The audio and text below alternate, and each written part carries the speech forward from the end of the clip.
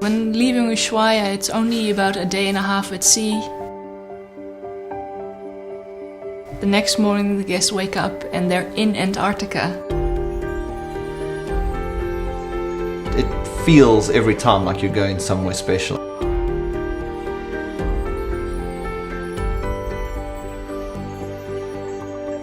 It's this beautiful, serene, white landscape that you cannot explain unless you've been there. Waking up that morning and seeing that for the first time it's incredible.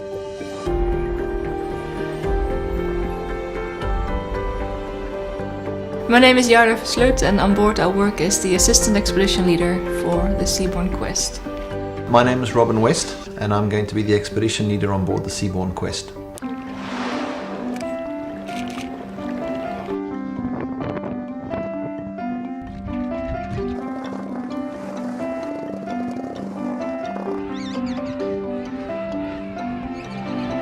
The expedition team on board the Seabourn ship consists of about 14 staff in total.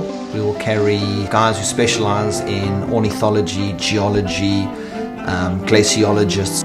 I always explain it as having 11 encyclopedias walking around with you.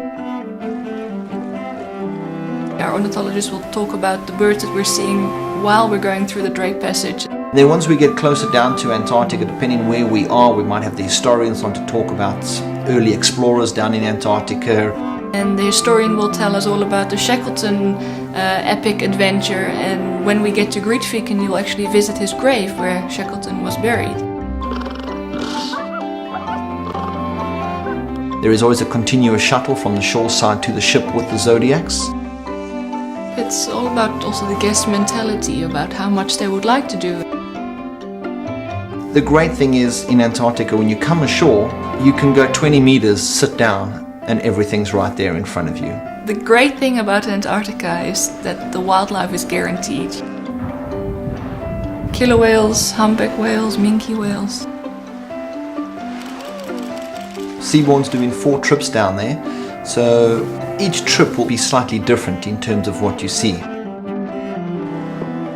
Grab-eater seal, weddell seal, leopard seal, that's fantastic.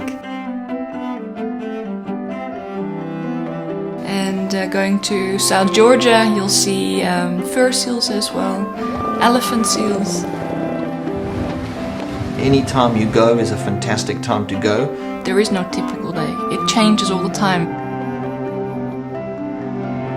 When you're ice cruising, you're moving at about 2-3 knots depending on the ice. It is an incredible concept. You go outside, you're cold, you come back and then go back to your warm, comfortable room. I'm sure Shackleton would have been very envious. On an average day, the weather really isn't that bad, you know, and the magnificent thing with Antarctica is a sunny day is gorgeous. I mean, after all this summer in Antarctica, and I think I've been colder in Scotland on a trip when it's wet cold than ever in Antarctica.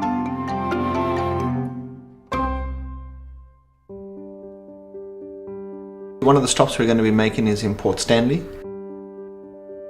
The Falklands in general is a wonderful place for wildlife as well, and you get extra species of penguins like the rockhopper, the king penguin and the Magellanic penguin. The island itself is gorgeous.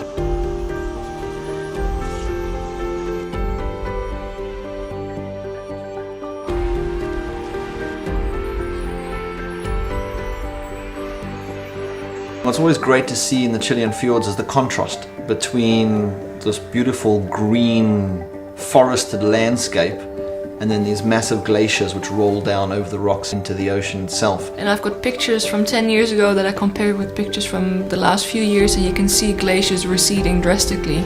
Adelie penguin numbers have dropped drastically over the last couple of years in terms of breeding and in terms of rookeries because there's too much moisture, it's too warm. I would say come to Antarctica as soon as you can, regardless.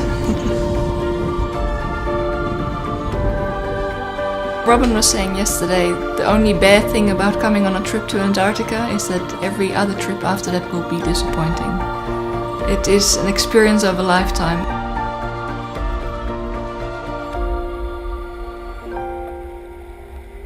It's incredible to be out on glaciers, see penguins, see whales, and then in the evening come back, glass of champagne, dress and enjoy the luxuries of the ship. It is, like Yara said, something Shackleton I'm sure would have been very interested in. I mean, experience Antarctica but do it in comfort. It's a great combination.